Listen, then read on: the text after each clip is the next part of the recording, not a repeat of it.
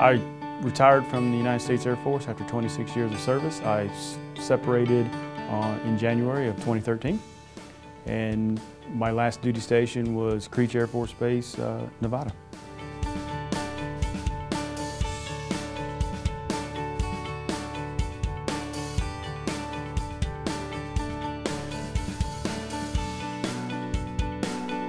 I think I was a little frustrated because after 26 years of military service, I had never had to look for a job. I joined the Air Force at 17. So looking for employment was something I've never had to do. I didn't get as many callbacks as I really thought I should have gotten, because as I was transitioning, everyone kept saying, especially as a Chief Master Sergeant E9 in the military, your talents are needed in the civilian sector. But the phone wasn't ringing. So I was starting to wonder, well, is that really true? Or is that just lip service that they're telling us? The Boots to Business program is a partnership between the American Red Cross and MGM Resorts International to recruit veteran talent into the company.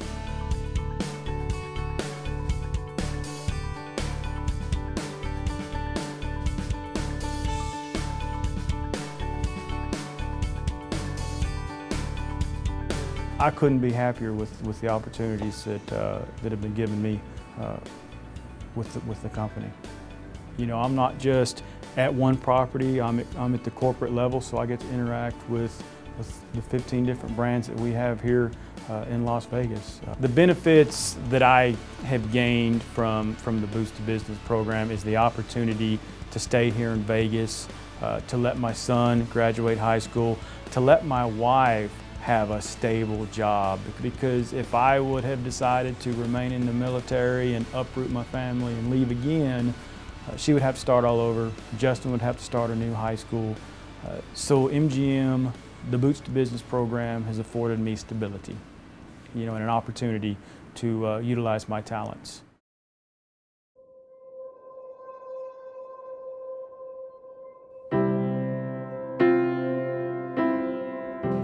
During Hurricane Katrina, we were just bombarded with media.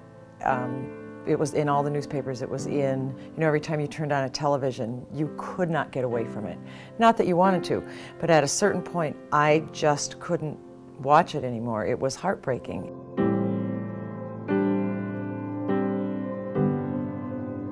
And so I called the Red Cross, found out what I needed to do to sign up as a volunteer, and was immediately sent, as soon as I finished my training, was immediately sent to New Orleans for a month.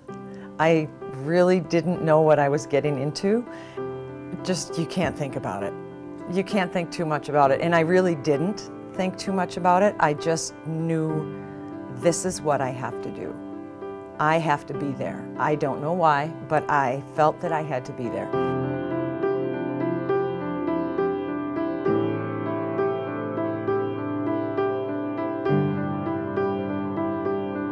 You know that could very well be you sitting there.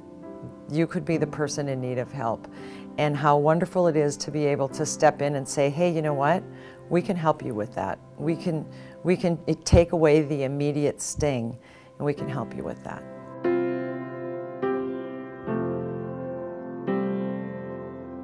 You can volunteer from your home. You can volunteer a couple hours a week. It doesn't have to be every day. It doesn't have to even be every week. I really didn't intend for this to last this long, but I sort of fell in love with the organization. I get a big thrill. I really and truly get a big thrill. It's what we're supposed to do. We're supposed to take care of each other. And if we don't, what's going to happen? So we have to take care of each other. My father said that we are on this earth to make a difference. And wherever you go, leave it better than it was when you arrived.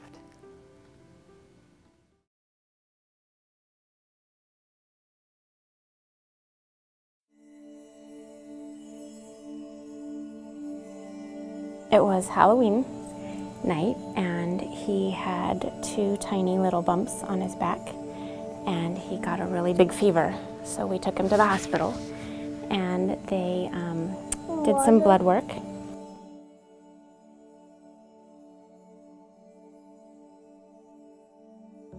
The doctors came in and said, he has 1 white blood cell. And we said, you mean 1%? And they said, no, 1.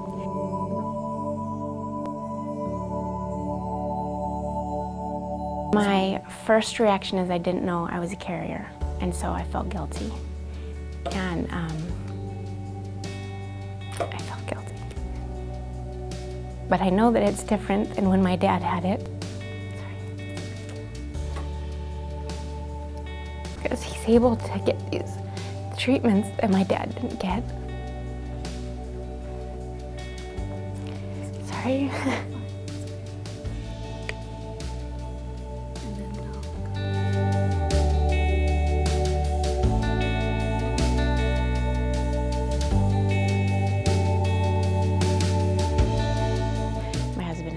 Oh, well, we'll donate our blood and he'll be good. And the doctor laughed at us.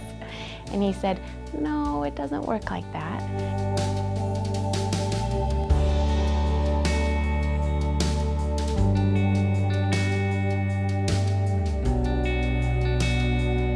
And she said, we'd love to do a blood drive at work for you.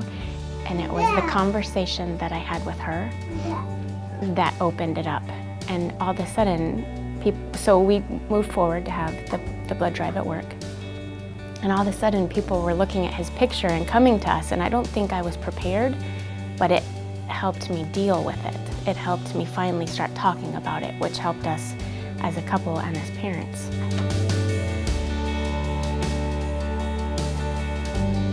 People have said to me, I'm so scared of needles.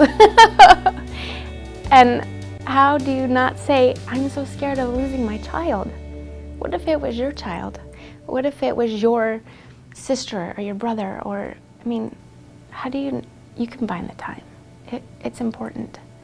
It would be a lot more difficult for him fighting if these people didn't take the time to make the donation. For us, for his friends in the infusion center, for people that we know that have received blood donations.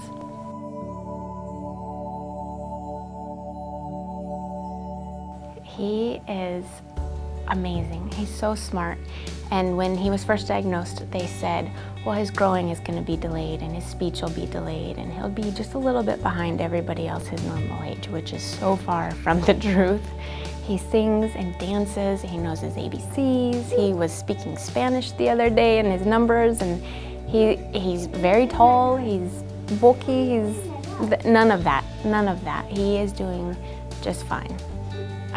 I know that he'll have a different life than my dad had. Not saying my dad didn't have a good life, but he'll live a lot longer. And I think he'll be stronger. And the things that he wants to do, the dreams that he wants to pursue, he will make them come true and be able to live them out. My dad wanted to be a lawyer, and my mom supported him, but he never got to practice. It'll be different for Sawyer. I wish I could use the thesaurus to look up another word for thank you, because it doesn't seem like it means enough. It doesn't seem like I could ever say thank you for doing what you do, for taking time out or taking all your iron pills if you're anemic. Thank you for making such a sacrifice so that, you know, so many kids can benefit from this, so that my son can benefit from it. It just doesn't seem like enough to say thank you.